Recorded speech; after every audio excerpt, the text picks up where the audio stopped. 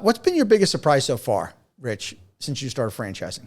I think for me, just the amount of things that go into taking everything off of your mind, everything off of your director of marketing, your director of operations, and putting them things into an actual guide or a book or a countdown sheet of these are all the things that have to happen before grand opening because we did it naturally.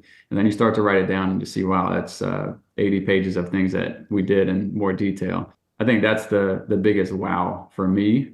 And then I've just gotten the company to a point where I've taken it as far as I can as a founder. And as I mentioned before, looking on bringing on a president that can be more structured and start to implement things. And you've had a few interviews with individuals that are in the franchise world, whether they were director of ops or presidents of previous companies. That's great. I remember the question I had when I was wondering if it was time for me to hire a president and COO. And I had a conversation with another franchisor, and I had known him for a little bit and had known that he had hired a COO and president. And I asked him, I said, when do you know that it's time to hire a president? And he goes, if you're thinking about it, that means it's time. You'll know when you know. And I was like, that's exactly where I am. So congrats. I'm glad you exactly realized where I that. was. Yeah. And this is where your company starts to explode because any one founder, as great as they are, can only take it as far. But, hiring that president, and I've said this a million times on the show, hiring for your weakness. You have to hire somebody that's going to complement your skills. You don't need just a person who is exactly like you, but somebody that's going to bring something different to the table that's going to allow you guys to really just flourish. 100%. There's things that I know I can't do, which is I can rifle off visionary things and let's do this idea.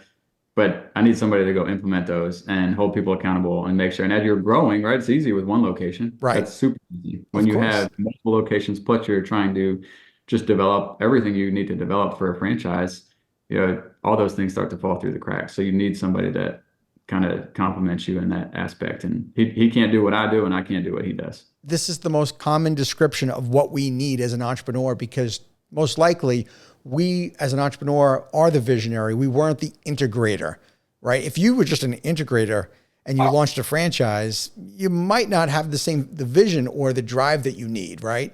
You'd be well into the weeds. And to get something off the ground like this, getting into the weeds early on is not how you're going to truly launch. But you need what most people need at this point. Yeah.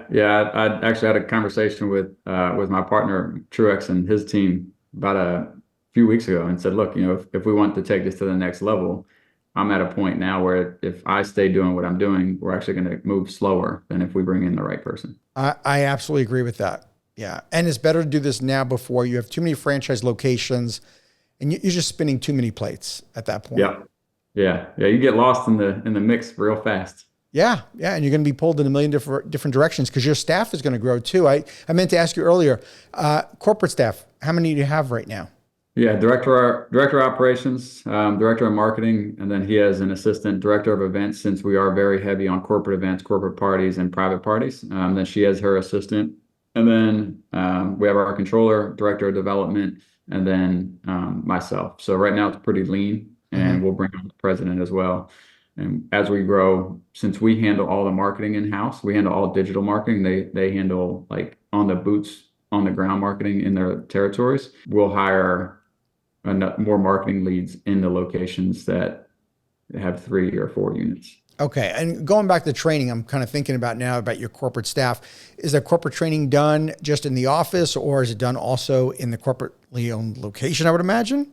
Yeah, so we'll have about 10 days of training here in Charlotte at our HQ, and they'll go through pretty long days of office training per se, or going through things, and they'll go full days of opening the tap room and then closing the tap room. And they'll do that for about 8 days straight with 1 day off.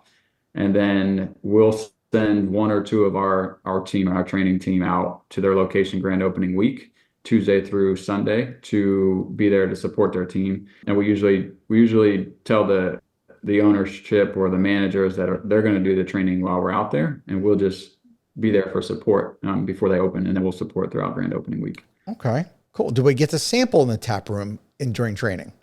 I mean, my rule is no drinking on the job. So my rule is no. But if a franchisee feels comfortable with that, that's up to them. Good for you. What is the investment range of the franchise? We'll be updating it this year, just with the cost of everything going up and us opening up a few more locations. It'll be right around 1 million all the way up to 1.9 million. And the 1.9 is a cold dark shell that you have to add everything, but the landlord's going to give you a ton of money in TIA. Sure. And what about the footprint typically? Low end, 3,800 square feet, and then high end is going to be 6,000 square feet. We actually added duck pin bowling to two of our locations, one here in North Carolina, one in Nashville, Tennessee. So if you want to be duck pin bowling, or if you have to have a kitchen inside, you'll be closer to that 5 to 6,000 square feet. Wow, that's pretty big. Yeah, they're big. Our smallest one is probably going to be Fort Worth. It's right around 4,600 square feet, and then our Charlotte location is 4,700 square feet. How many people does that hold on the smaller side, you think? What it legally holds? Yeah. Fire code? Yeah, legally. 199 inside. Okay. What it holds on an anniversary party or a grand opening or something like that, 500-600. So Rich, is this your legacy business? Is this the one that we're going to hold on to for a bit and grow? What's your vision for this company? Yeah, my vision is 4 or 5 years to get it to a point, 30, 40 locations open and another 30, 40 or 50, in development, and have PE come write me a check, whether that's taking all the chips off the table or the majority of the chips off the table. It's not my legacy, and I'm very open and transparent, and my team is very open and transparent with our franchisees and letting them know. So all questions are available to ask unless my lawyer tells me I can't answer them. Fair enough. Well, knowing the environment we're in with PE, I'm sure your phone will be ringing off the hook after this podcast episode airs, I'm sure it's already been ringing, but yeah, PE certainly is not shy. We'll take an offer right now. Be careful. I would definitely be careful what you wish for. They would love to take a majority of interest, and you get to keep doing all the work. I never turn down an offer. It might not be the right offer, but I still want to listen. There you go. Nothing wrong with that.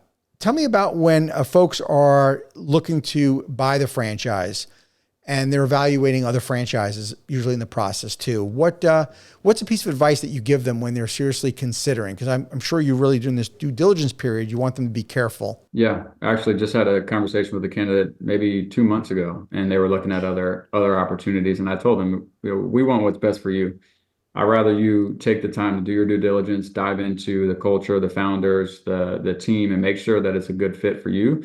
Because if you just choose us because we pushed you into it or we thought it was a good fit, and later on, it wasn't, and you didn't do the due diligence on the other companies, I just don't want that. So for me, we're very open and transparent. We want people to do their due diligence. Happy to answer any questions on, franchising in general for our candidates.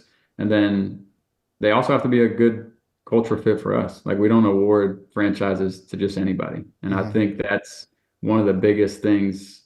People think, well, I got the money, I want to do this. We've said no to quite a few people in our early stage because they weren't a good culture fit. That takes guts, man, to tell people no when you're a brand new founder. That is difficult. When you see a $60,000 check in front of you, yeah, it's pretty tough. Absolutely. But the relationship in franchising, it's basically a marriage, man. You're together. How long is the franchise agreement for? 5 years. We've had some that want to negotiate 10, but right now we just have it at 5. We'll probably extend it to 10 as we get bigger. And then it's renewable every 5 years then? Yep. Yeah. Since this is not your first rodeo in business, Rich, would you maybe share any words of wisdom of maybe most memorable piece of advice that you received in business? Yeah. One of the biggest pieces of advice I think I've ever sold is, if you can sell, you can do anything. And that's with every business, right? Sales is the heartbeat of the company. If we don't have people coming into our doors or finding ways to get people into our doors, then we're not going to be successful. But I always say to people who ask me for mentorship or they want to start their own companies or do something new, is just take the action. Overall, action wins every single time, because what you think you don't know or what you think you can learn by watching a YouTube video or reading a book is going to be completely different when you go do it. And you can read that book 1,000 times and get an idea of what might happen or what might go wrong. But, my journey is completely different than yours. What you went through in your franchise time and what I'm going to go through in mine, we're going to hit different hiccups. Now, can I lean on you and say, hey, what would you do in this situation? Sure. Can you be a good cheerleader for me? Sure. But if I don't go take the action, I'm never going to learn. The last thing I always tell everybody is, don't fear to fail. Failure is your trampoline to success. If you're not failing, you're not learning. If you're not learning, you're not growing. And if you're not growing, you're not living. And that's pretty simple things. Thank you for tuning into the Emerging Franchise Brands podcast. For additional insights, guest applications, and to stay connected, visit us at efbpodcast.com. The Emerging Franchise Brands podcast is for entertainment purposes only, and the views expressed do not necessarily represent those of Emerging Franchise Brands, its host Frank Fiume, or Emerging Franchise Group, LLC. Any discussed franchise or investment opportunity requires thorough investigation, obtaining proper disclosure documents, and expert consultation before making any investment decisions. The podcast and its host do not offer professional advice or endorsements, and they hold no responsibility for actions, representations, accuracy, or consequential damages related to the podcast content.